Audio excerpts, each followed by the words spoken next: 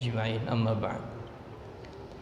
Ayat 169 masih lanjutan dari kisah Nabi Musa alaihissalam yang disebutkan oleh ayat-ayat sebelumnya.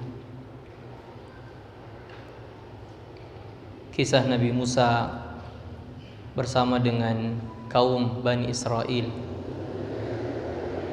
dan sanksi hukuman dari Allah Subhanahu wa taala atas bangsa Yahudi, kaum Israel, ketika mereka melakukan pelanggaran. Mereka melakukan rekayasa untuk menghindari larangan Allah Subhanahu wa taala. Namun Allah tidak merestui perbuatan itu hingga akhirnya menurunkan sanksi dan hukuman, yaitu diubah makhluk yang menjadi bagian dari Bani Israel itu diubah menjadi bentuk kaum qiradah atau monyet, waliyadzubillah. Lalu setelah itu Bani Israel berpegang kepada kitab suci Taurat hingga beberapa waktu, dan Nabi Musa alaihissalam pun akhirnya meninggal dunia, meninggalkan warisan kepada kaum Israel atau bangsa Yahudi. Sebagaimana halnya perjalanan bangsa dan kelompok-kelompok manusia di atas muka bumi ini, maka bangsa Israel, kaum Yahudi pun sedikit demi sedikit mengalami penyimpangan, ya. Ada fluktuasi atau kondisi naik turun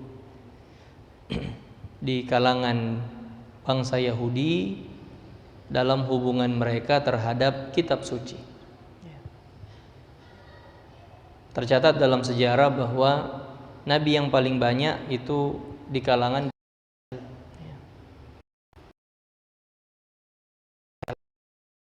karena sepeninggal Nabi Musa alaihissalam ada tempo yang cukup panjang hingga datangnya nabi baru, yaitu Nabi Isa alaihissalam. Demikian juga dengan Nabi langit oleh Allah. Maka menjaga konsistensi kaum Israel atau bangsa Israel dalam hubungan dan interaksi mereka dengan kitab suci, maka Allah mengutus para nabi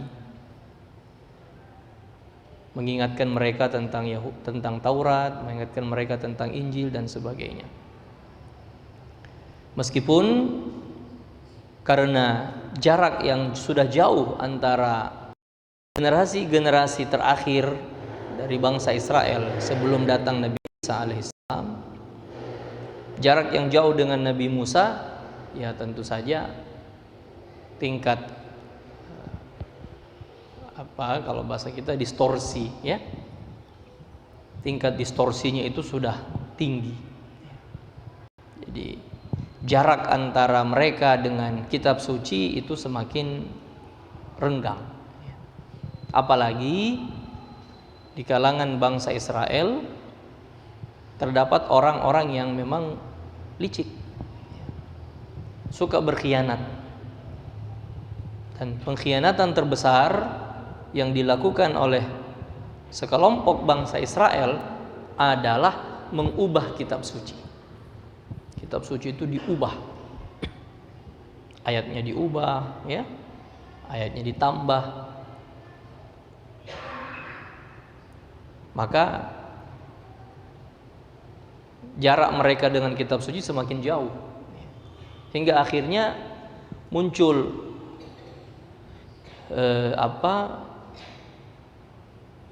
arahan, ya kira-kira begitu bahasanya, atau pameo, bahwa yang paling berhak untuk menafsirkan kitab suci itu adalah kaum ulama saja, hanya kaum ulama. Jadi mereka tidak berani untuk membaca, apalagi memahami kitab suci itu secara langsung. Diperlukan perantara, adalah para ulama. Itu dikala seperti itu, hingga akhirnya ya kaum ulama inilah yang seakan-akan memiliki otoritas. Jadi seakan-akan ulama itu menjadi lembaga otoritatif, punya otoritas satu-satunya untuk mengartikan kitab suci, menerjemahkan kitab suci, dan menafsirkan kitab suci itu. Ya tentu saja tidak salah sepenuhnya, tetapi juga tidak benar sepenuhnya. Karena ayat-ayat kitab suci ketika Allah Subhanahu wa taala turunkan kepada umat manusia, itu bisa dipahami. Yang tidak dipahami inilah yang memerlukan penjelasan oleh para ulama. Kira-kira seperti apa? Nah, pada masyarakat Israel atau bangsa Israel, kaum Yahudi, ini dijadikan sebagai lembaga sakral. Inilah yang punya otoritas satu-satunya untuk mengartikan, menerjemahkan, dan menafsirkan kitab suci. Parahnya adalah karena akhirnya tafsiran dari para ulama ini sedikit demi sedikit pun berubah menjadi bagian dari kitab suci. Nah, ketika dianggap sebagai bagian dari kitab suci, maka umat itu harus untuk mengamalkan seperti mereka mengamalkan kitab suci. Nah, mulailah semakin jauh, ya.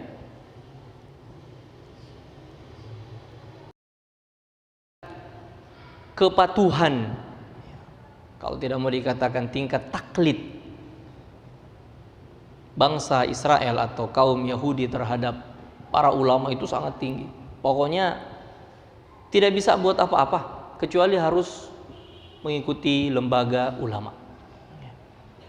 Nah, hingga akhirnya inilah yang membuat kaum intelektual itu ada yang kritis, ya.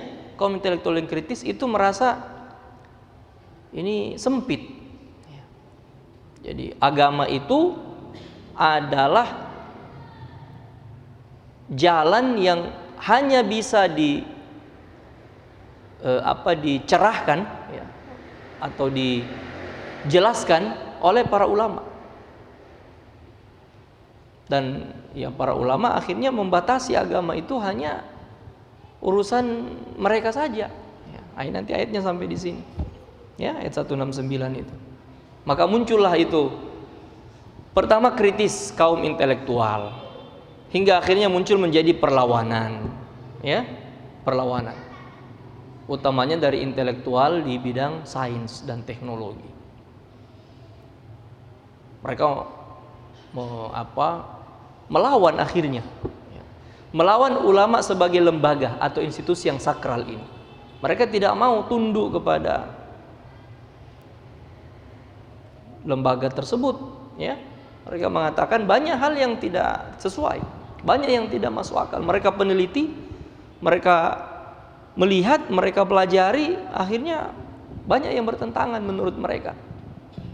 Maka mereka melawan. Nah, itu yang kita sebut sebagai revolusi itu, ya, revolusi intelektual di abad pertengahan. Revolusi inilah yang akhirnya menjadikan agama itu bias, ya. Jadi yang konsisten terhadap agama disebut sebagai kaum konservatif, ya. Sedangkan yang Lepas ini disebut sebagai kaum liberal. Liberal di bidang ilmu pengetahuan ini berkembang jadinya karena mereka sudah tidak mau tunduk kepada institusi agama. Meskipun pada akhirnya ada di antara mereka yang memilih untuk menjadi kaum ateis, tidak percaya adanya Tuhan. Kenapa? Karena bagi mereka agama itu direpresentasikan atau diwakili oleh lembaga ulama ini yang menurut mereka tidak benar. Tidak benar. Akhirnya mereka memilih tidak bertuhan karena gambaran agama bagi mereka sempit yang tidak sesuai pola pikir dan hasil penelitian mereka. Itu liberal di bidang sains dan teknologi. Ini yang akhirnya berkembang menjadi sains teknologi yang mengandung nilai-nilai ateis dan kita waris sampai sekarang. Kata orang bebas nilai, bukan bebas nilai, justru adalah nilai tidak berketuhanan. Itu nilai liberal. Kedua, ada kaum liberal lain yaitu liberalisme agama. Ini lebih parah. Lebih parah. Ya. Kawan-kawan yang rajin ikut dalam kajian-kajian intelektual itu mengenal yang namanya ilmu hermeneutika. Hermeneutika itu adalah metode menafsirkan ayat-ayat atau teks-teks kitab suci, tapi dari pendekatan yang berbeda. Ini dibuka seluas-luasnya hingga akhirnya berbagai macam penafsiran, berbagai macam kepentingan masuk dalam penafsiran yang menurut mereka penafsiran atau penerjemahan itu. Akhirnya agama menjadi bebas, menjadi longgar. Nah, itu muncullah akhirnya statement-statement atau pernyataan-pernyataan yang bagi sebagian orang biasa, tapi itu justru adalah merusak dan menghancurkan pondasi agama. Seperti misalnya semua agama sama. Itu adalah statement dari satu proses itu. Dari satu proses. Itu kaum liberalisme seperti itu. Sedangkan kaum konservatif ini tidak, mereka berpegang teguh dan akhirnya sama. Ujung-ujungnya semua seperti yang Allah sebut dalam surah Al-Fatihah itu. Ghairil maghdubi alaihim waladdallin. Ujung-ujungnya ke situ semua. Pernah kaji itu ya. Yang dikatakan al-maghdubu alaihim itu kaum Yahudi. Al-dallun itu adalah kaum Nasrani. Ya. Nah, tapi terlepas dari itu karena para ulama kita juga sudah memberikan batasan. Apa yang Nabi maksud sebagai kaum Yahudi, apa yang Nabi maksud sebagai kaum Nasrani yang sesat itu. Nah, jemaah sekalian yang berbahagia, kita kembali ke ayat 169 ini. Fa khalafa min ba'dihim khalfun warithul kitaba.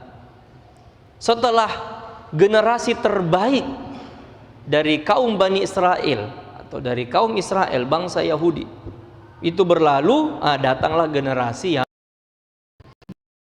pelanjut, tapi generasi pelanjut rusak. Rusaknya apa? Warithul kitab, mereka pegang kitab Taurat. Ya'khuduna 'arada hadzal ad.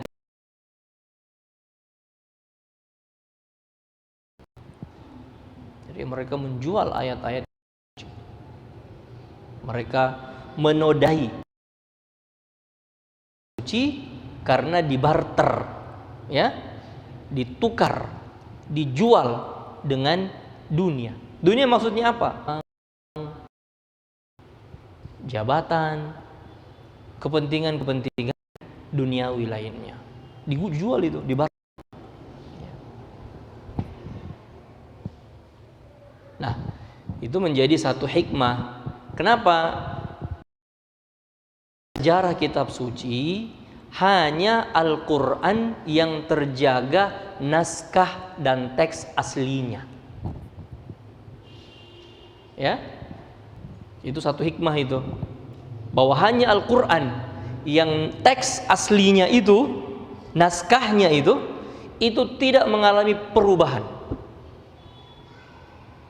Dalam Al-Quran Allah katakan gini, inna nahnu nazzalna dzikra wa inna lahu lahafizun. Kamilah yang menurunkan Al-Quran, kata Allah, dan kami juga yang akan menjaga keaslian Al-Quran itu. Selain karena Al-Quran itu naskah dan teks-teks ayatnya itu umum dan komprehensif, luas, mencakup banyak hal. Selain karena itu, juga karena inilah kitab suci terakhir yang akan menjadi pedoman bagi seluruh umat manusia hingga hari kiamat. Hari kiamat. Berbeda dengan periode. Jadi dia punya periode, berperiodik, ya. Nabi Musa meninggal, terus diwarisi oleh kaum Israel, terbatas hanya kepada bangsa Israel saja. Injil juga seperti itu. Sedangkan Al-Quran tidak. Al-Quran adalah pedoman bagi seluruh umat manusia. Bayangkan, seluruh umat manusia. Pedoman bagi seluruh umat manusia hingga hari kiamat. Jadi cakupan yang luas, tempo yang panjang. Kapan hari kiamat? Wallahu a'lam. Tapi Al-Quran selalu relevan, selalu cocok dan sesuai untuk setiap zaman. Itu karena apa? Ayat-ayat Al-Quran, teks ini yang kita baca kayak begini, itu general dan komprehensif. Nah, itu mukjizat itu, ya. Itulah mukjizat Al-Quran. Nah, sedangkan kitab suci Taurat, kitab suci Injil tidak ada jaminan seperti itu. Bahkan secara faktual mengalami perubahan. Ada perubahan. Yang pegang kitab Injil 100 tahun yang lalu dan membandingkan dengan kitab Injil terbitan sekarang, bahwa itu ada perubahan. Belum lagi ketika kitab Injil atau kitab suci Injil atau Taurat, istilah orang sekarang the Holy Bible, itu dicetak dengan berbagai macam bahasa. Jadi ada bahasa aslinya Ibrani, habis itu dicetak bahasa Inggris, bahasa Jerman, bahasa Prancis, sampai bahasa Indonesia. Tidak ada naskah asli. Tidak seperti kitab suci Al-Quran, ya. Naskah aslinya bahasa Arab, memang kayak begini dicetaknya. Dan tidak ada satu bahasa pun yang bisa menjadi penerjemah terhadap bahasa lain. Tidak ada. Tidak ada. Tidak mungkin ada satu bahasa menerjemah bahasa lain. Saya ketika berbicara bahasa Indonesia, orang di Inggris mau menerjemah bahasa Indonesia ke dalam bahasa Inggris. Yang dia terjemah itu adalah bukan teksnya, tetapi mengungkapkan makna yang saya ucapkan dalam bahasa Inggris.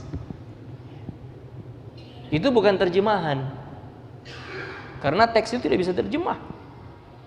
Sama dengan Al-Quran. Sekarang ini Al-Quran sudah diterjemah. Apanya yang diterjemah? Teksnya. Tidak mungkin teksnya diterjemah. Terus diterjemah apanya? Sebagian makna yang terkandung dalam teks Al-Quran, itulah yang diungkapkan dalam bahasa Indonesia, diungkapkan dalam bahasa Inggris, dalam bahasa Jerman, dalam bahasa Prancis, dalam berbagai macam bahasa. Tetapi apakah berbahasa Indonesia itu Al-Quran? Jawabannya bukan. Bukan. Kalau ada yang hanya memegang terjemahan Al-Quran berbahasa Indonesia tanpa teks aslinya, kita mengatakan itu bukan Al-Quran dan tidak bisa dikenai hukum Al-Quran. Mushaf Al-Quran itu punya hukum. Misalnya apa?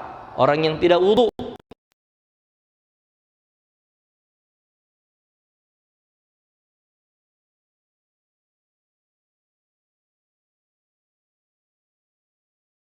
dalamnya. Tapi ketika berbahasa Indonesia Orang tahu itu bukan Al-Quran kok. Bisa dibawa masuk kamar kecil. Terus apanya kalau begitu diterjemah?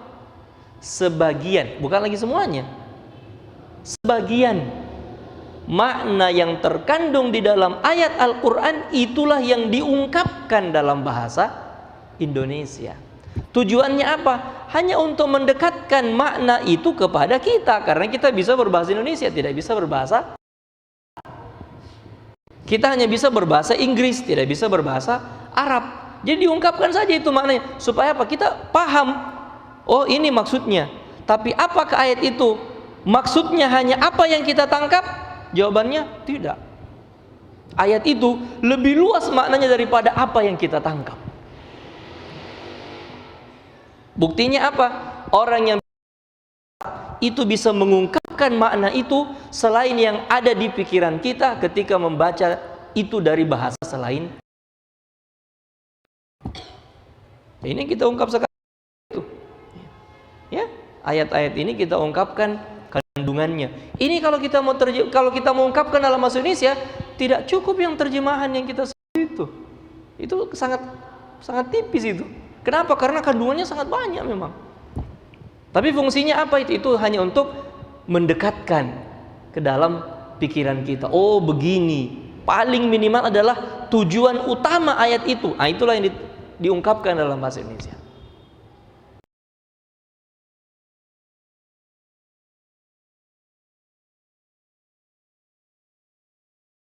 Para ulama yang menjelaskan tentang ayat suci itu dimasukkan menjadi bagian dari kitab suci. Akhirnya banyak berkembang itu. Kitab suci kok berkembang? Cetakannya, setiap cetakan pasti berbeda, apalagi bahasa berbeda, maka jadi susah. Jadi susah, ya? Karena tidak disertakan, teks aslinya tidak disertakan. Dan itu sudah dikritik. Nah, repotnya karena banyak yang mengkritik itu adalah dari aliran liberalisme. Dari aliran liberalisme inilah yang akhirnya kalau bahasa mereka itu bukan lagi rekonstruksi kitab suci, tapi dekonstruksi. Rekonstruksi itu kan membangun ulang, ya. Jadi seakan-akan kitab suci itu ada sejarahnya. Habis itu sebagian orang sekarang berupaya untuk menyusun kembali serpihan-serpihan sejarah ini supaya dibaca secara lengkap. Tapi yang mereka buat itu bukan menyusun kembali, bukan membangun kembali, tapi justru mereka merusak.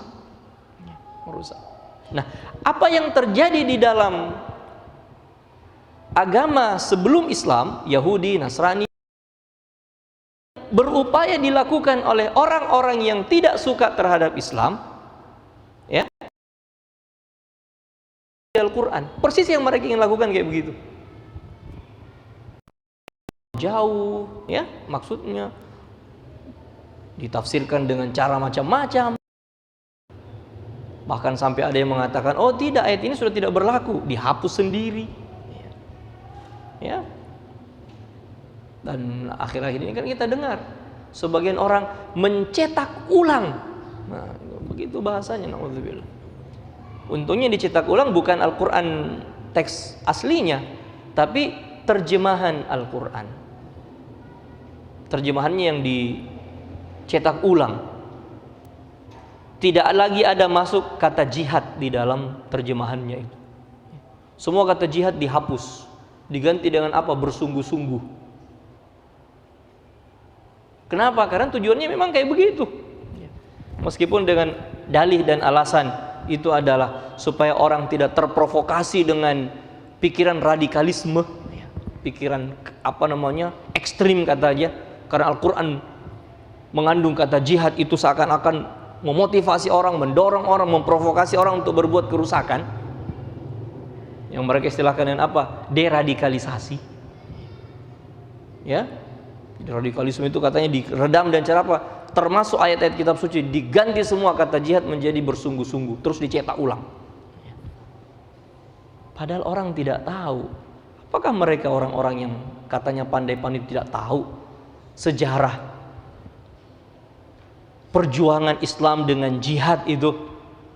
Jangankan sejarah Islam di dunia modern, sampai semua negara-negara yang mayoritas muslim termasuk Indonesia tidak akan mungkin bisa merdeka tanpa jihad. Bagaimana caranya kita bisa merdeka tanpa jihad? Tidak mungkin. Ketika Kiai Hasyim Asy'ari mengeluarkan resolusi jihad yang menjadi dasar untuk perjuangan 10 November Tomo di Surabaya itu, memang disebut di situ resolusi jihad melawan Belanda yang kembali ingin menjajah Indonesia. Akhirnya pecah pertempuran Surabaya itu, ya. 10 November yang kita kenal dengan istilah Hari Pahlawan. Itu apa? Itu dasarnya adalah resolusi jihad yang keluar Kiai Haji Hasyim Asy'ari rahimahullah. Tulis begitu, wajib untuk berjihad. Seandainya waktu itu diganti resolusi bersungguh-sungguh, apa orang bisa paham? Wajib untuk bersungguh-sungguh melawan Belanda. Macam orang bisa berkelahi? Bagaimana orang bisa berperang? Nah, itu upaya yang berbahaya terhadap ayat suci Al-Quran. Kenapa? Karena ya memang sudah pernah terjadi terhadap kitab suci Taurat, terhadap kitab suci Injil, ya kayak begitu. Sini katakan dengan dunia, dengan kepentingan dunia, uangnya berapa, jabatannya apa, ya, posisinya seperti apa, berapa banyak dan sebagainya.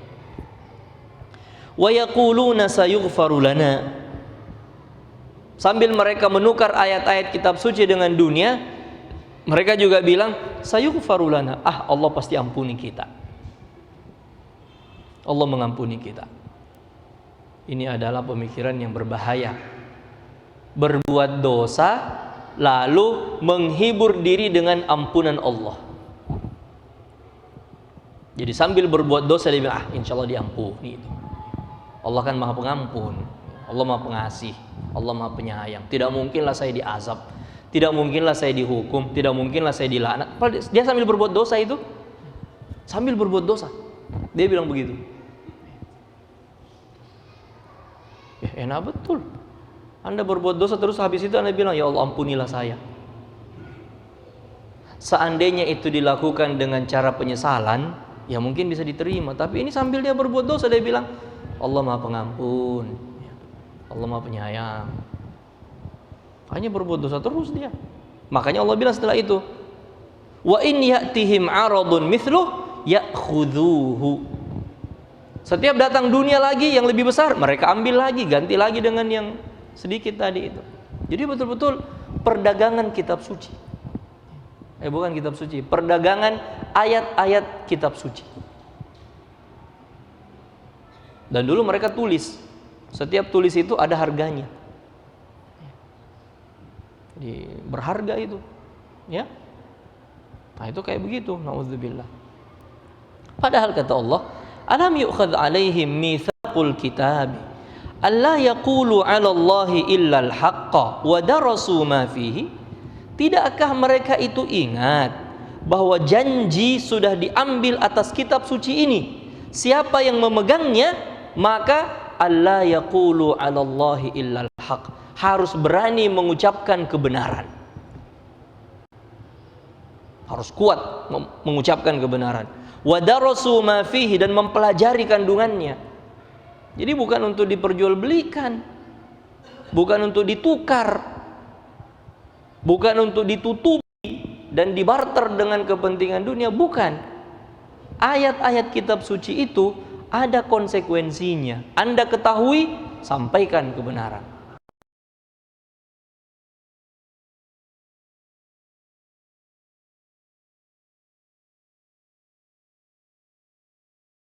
Satu ayat yang Anda ketahui, sampaikan.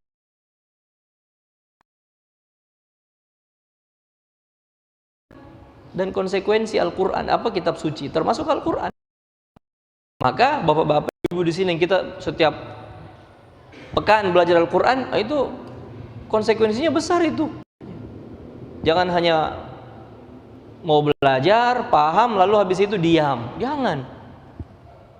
Allah akan bertanya nanti tentang Al-Quran yang kita sudah ketahui, kita sudah pelajari. Apalagi kalau kita sudah hafal, sudah ada dalam dada kita, ditanya itu sama Allah. Kenapa? Karena ini pedoman bagi umat manusia. Al-Quran itu menjadi pedoman bagi umat manusia. Kapan tidak disampaikan, maka manusia tidak punya pedoman. Umat manusia tidak punya pedoman. Kalau umat manusia tidak punya pedoman, maka dia pasti mencari pedoman yang lain. Mereka cari pedoman yang lain. Maka banyak yang akhirnya jadikan sebagai pedoman sesuai dengan kepentingan masing-masing. Ada pedoman yang sangat terbatas, ya. Ada pedoman yang over, berlebih-lebihan, ada pedoman macam-macam. Kenapa? Karena Al-Quran dan kitab suci tidak disampaikan oleh pemeluknya. Berbahaya kan? Ya, kalau bapak-bapak, ibu-ibu yang sudah paham Al-Quran terus tidak mau sampaikan Al-Quran kepada orang, tidak mau mengajarkan Al-Quran kepada orang, ya orang tidak punya suluh, tidak punya obor, ya, penerang. Padahal Al-Quran ini menjadi suluh penerang bagi umat manusia. Kan begitu Allah bilang kan? Syahrul Ramadan alladzi unzila fihil Qur'an hudal linnas wa bayyinatin minal huda wal furqan. Dalam ayat Allah katakan gini,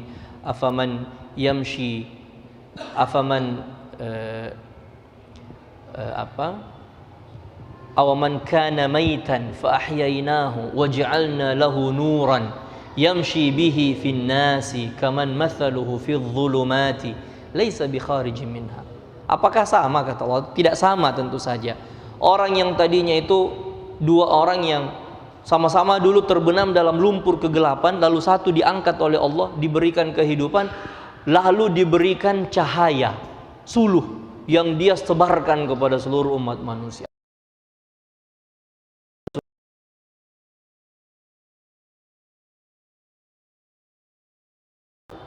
Genangan atau dalam kubangan kegelapan itu tidak sama.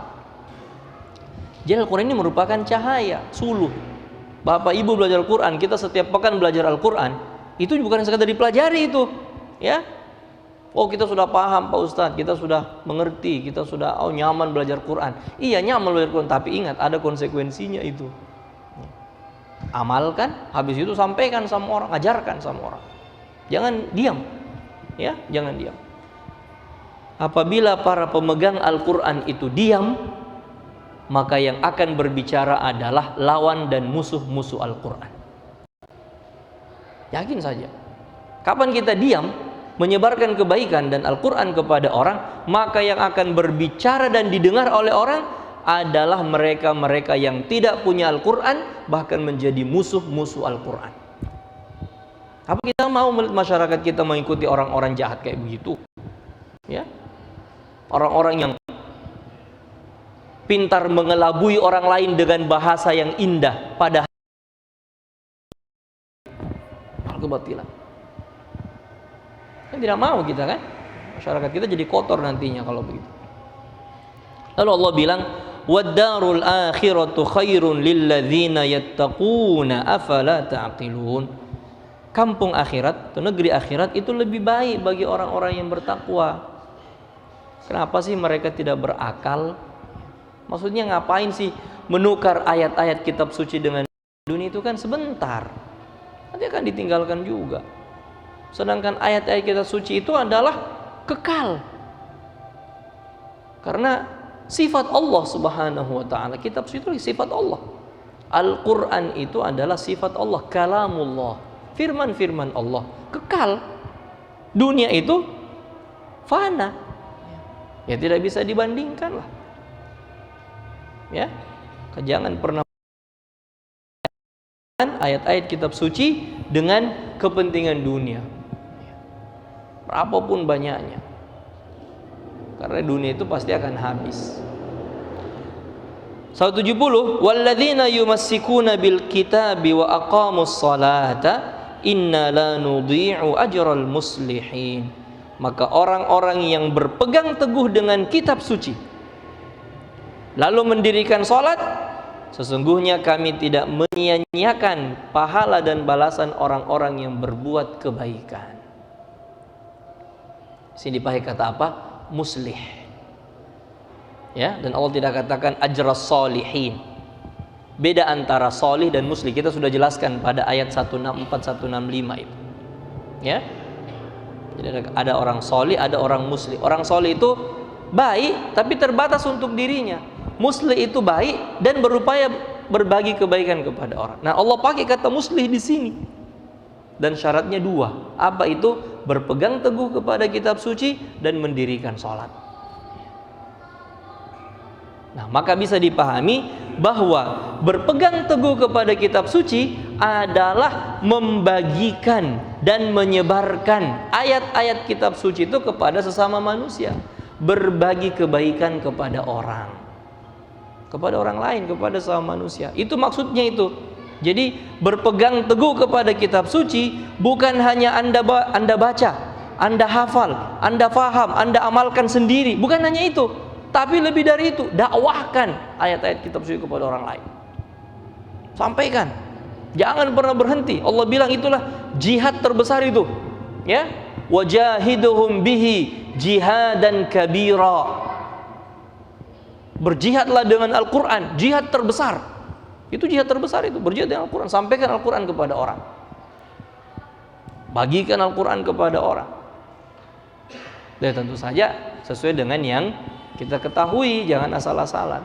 Nah, apabila dalam penyampaian Al-Quran itu kepada orang ada cobaan, ada ujian yang datang dari orang, solusinya satu. Apa itu? Wa aqamus shalah. Pergi sholat. Sholat. Insya Allah luluh itu semua. Orang mau kata-katai, orang mau ejek, orang mau cemooh, orang mau apapun, bahkan orang sampai hina, sampai intimidasi, sampai pukul, sampai mau ancam bunuh, sholat. Ngadu sama Allah Subhanahu wa ta'ala. Ya Allah, saya dibeginikan sama orang, saya diginikan sama, ya Allah, orang bikin apa sih salah saya, ya Allah, kenapa orang kayak begitu sama saya? Sampaikan semua, mengeluh kepada Allah SWT, mengadu kepada Allah. Itu yang Nabi contohkan kepada kita ketika diusir dari Taif, gitu ya. Lalu beliau kakinya berdarah karena lari itu pulang ke Mekah, singgah di kebun, ya kan, kita sudah pernah cerita itu. Nabi apa yang Nabi lakukan? Langsung berdoa sama Allah, ya Allah, seandainya seluruh manusia ini mau benci kepada saya, mau menyakiti saya, mau hampir sampai membunuh saya, tidak ada masalah. Yang penting bagi saya, Engkau ridho kepada saya. Nah, itu orang yang berdakwah, menyampaikan kebenaran, dan hubungan antara dia dengan Allah secara vertikal itu kuat. Dan begitulah seharusnya orang-orang yang bertugas menyampaikan kebenaran. Jangan goyah. Kapan merasa goyah sedikit, sholat, minta sama Allah, mengadu sama Allah, ya Allah, saya lemah, ya Allah, hati saya goyang, ya Allah, saya diperlakukan begini sama orang, kuatkan saya. Minta sama Allah. Jadi semakin besar ujian itu, semakin deras cobaan itu, maka harusnya semakin kuat kepada Allah. Hubungan vertikalnya terus semakin, karena inilah hubungan vertikal ini atau poros inilah yang membuat kita itu kuat, itu kokoh. Kapan poros ini tidak kuat, rusak itu. Siapa yang bisa menghadapi orang banyak dengan berbagai macam ejekan, ya? Kalau tidak kuat, bisa lari, ya. Dan malah bisa berbalik. Nah, kekuatan itu didapat dari mana? Wa aqamus shalah. Hubungan vertikalnya kepada Allah bagus.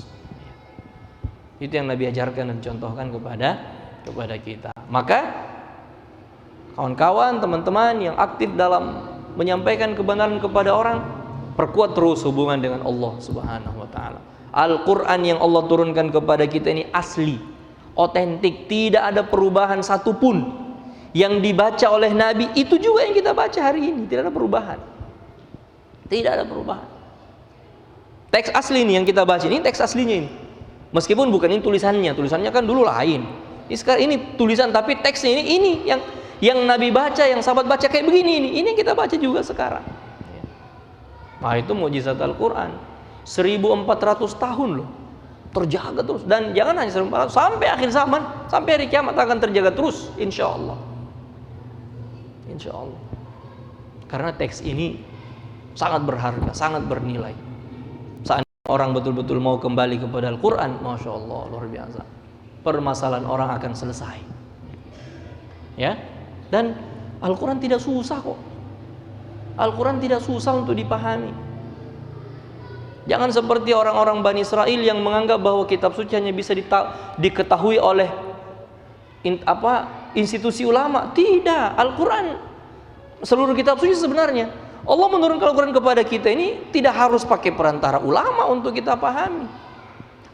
Bahwa ada ayat-ayat Al-Quran yang tidak bisa kita pahami dengan baik, iya, kita memerlukan ulama untuk menjelaskan. Misalnya apa?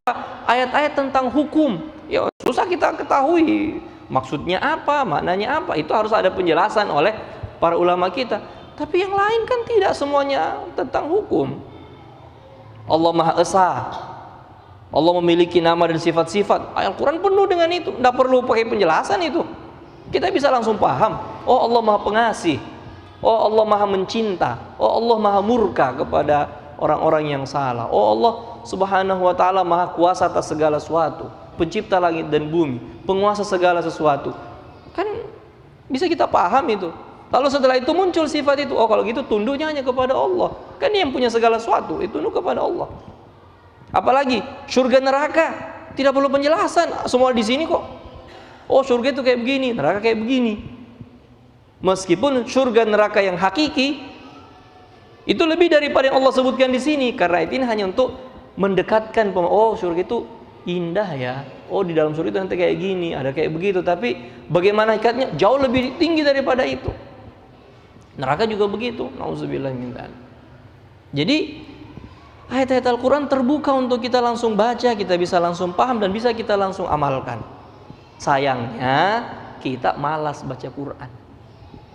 Nanti baca Quran kalau Ramadan, ya, Ramadan. Karena Ramadan sudah tidak dibaca lagi. Nah, bersyukur kita kajian Al-Quran setiap pekan supaya bisa kita buka-buka Al-Quran lagi.